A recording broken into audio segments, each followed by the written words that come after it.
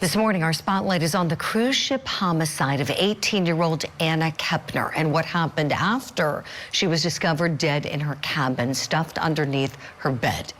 Kepner was sharing the cabin with her 16-year-old stepbrother, referred to as TH, as well as another male sibling. TH is now considered a suspect in her death, according to family court documents. He's also reportedly saying he doesn't remember anything from that night. And newly released text messages are indicating some possible damage control when it comes to his alleged involvement. His mom texting his dad, who was not on the cruise, quote, "I need you to call me ASAP. It's an emergency." Goes on to say, quote, "I was able to talk to him last night for under 2 minutes briefly. He just kept repeating over and over he can't remember anything." The parents are currently in a custody battle, and the mother, Chantel Kepner, said this about the kids in a recent court hearing. Was she given the option of staying in another room? All three of the kids were. Okay. And would that room have been with Grandma and Grandpa? Correct. And they didn't want to do that? No, they wanted to stay together. Did they all get along? Yeah, the three of them are like the three amigos. They're best friends. It's been nearly 2 months since Anna Kepner died. Still, no one has been arrested. Let's talk about this. Let's bring back in forensic psychiatrist Dr. Carol Lieberman and welcome in criminal defense attorney and civil rights attorney Kesia Early. Good morning to you both. Dr. Carol, let's start with this child not remembering anything or saying that he doesn't remember anything. What do you make of that? Well, it is possible. Sometimes when people have a big trauma, a big shock, they can have a memory blank for certain aspects. But I think that this is just really just he's just lying. He's just trying to cover up, trying to get suspicion off him. His grandparents have talked about him. His grandfather said that he had demons in his past that he's been trying to deal with. And his grandmother said that he's very quiet. So, it's interesting. There are some emails where they're talking about the kids being in therapy. It's a little hard to parse out who's getting therapy with whom. But in any case, I think that the divorce was a very traumatic event for all of the children, and really not done carefully enough. It seems like it was really a quick kind of, he met her and he moved her into his house, and his father. It just seems really, not to have taken into consideration how the children felt about each other. As, we talked about before, Anna was really afraid of her stepbrother, and did not want to be with him. And so what the stepmother is saying about, three amigos, they wanted to be together. Anna didn't want to be together. It just seemed like that was, they were stuffing them into the same room. Dr. Carol and Kesia, I want to show you both some more text messages. So this is text messages, a series of them between this young man's mom and dad. So mom is Anna Kepner's stepmom now, and so biological father. So it starts with Thomas here saying, "Okay, I know everything is supposed to be hush-hush for now, but I've seen that it is still getting out with posts and comments between Facebook, TikTok, and stuff. I just want to make sure until things are certain that he doesn't get any unnecessary comments towards him." Goes on to say, "I just want him to know that he isn't dead to everyone. Regardless of everything at the moment, he needs his parents. I know you know that.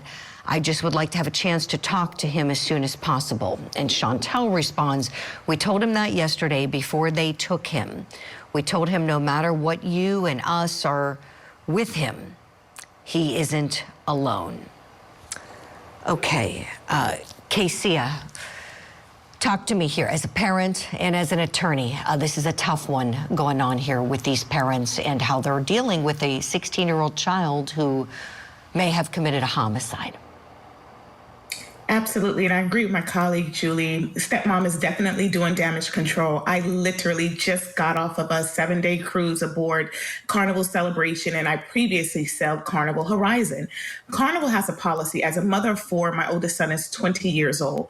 They have a policy where there must be an adult over the age of 25 in order to be housed with minors. So my husband and I had to get 2 separate rooms, and there had to be an adult in each room. So the reason why stepmom is saying, oh, she wanted to be there is because she probably went against carnival policy. There's no way that 3 minors should have been there. Also, you knew that your son had these mental issues, and I do not believe that, Anna in this case wanted to be there. I just believe it was convenience because maybe the parents wanted to be together. But as a parent, you sacrifice, you follow rules and procedures because they're in place for a reason. So that has always been my concern, that this could have possibly been prevented had you followed rules and procedures. Also, as a parent aboard Carnival, they gave us access as parents to both rooms so we can check on each other. So this is a tragic situation, but what kind of brings solace on behalf of Anna is the fact that she was baptized May prior to this alleged incident, and she's with her Lord and Savior, Jesus Christ. But other than that, this, I do believe, could have been prevented knowing what stepmom knew before. Yes, Casey, I have a clip for you both. This is from one of the previous custody hearings, and here TH's mental health is being discussed. Dr. Carroll, I'll come to you on the other side. Let's take a look. Mom, immediately after the incident, he was hospitalized, and then when released from the hospital, Mom and Dad participated too. They signed a stipulation basically allowing him to live with Mom's relative, and they're getting counseling and so forth for him. Makes me wonder what incident they're talking about. Was this a previous incident? Was this the incident that's in question here? Dr. Carroll, your thoughts, if this child was suffering from some mental health difficulties, and obviously we don't have his medical records, we don't know if he was or wasn't, what the extent of them were, if so, how problematic is it that he's being put in a room, with a young lady, not his sibling, a young lady, who's a step sibling, where, anything could happen without parental supervision?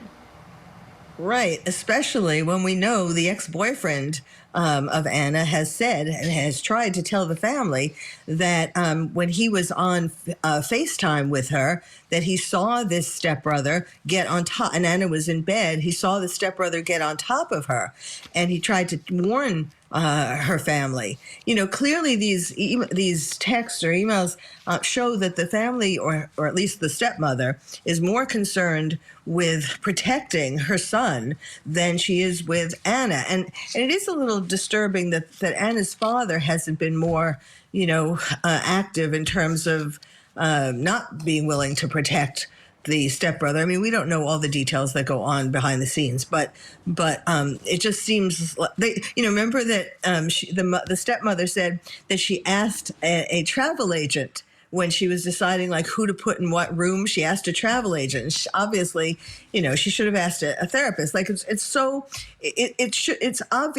obvious. It should have been obvious that you don't put 3 teenagers, I mean, particularly Anna and her stepbrother, particularly if they would have listened and knew that Anna was afraid of her stepbrother. She used to sleep with other friends' homes sometimes, or she would sleep in the dining room to get away from his stepbrother. So putting her in a room with him, and then also not locking out the younger brother, her real brother, all of this, it was such an obvious recipe for disaster. It's so sad that all of this happened. Mm-hmm. You're so right. You took the words right out of my mouth. I was going to say the same thing, Dr. Carroll, a recipe for disaster. This beautiful young lady should be with us.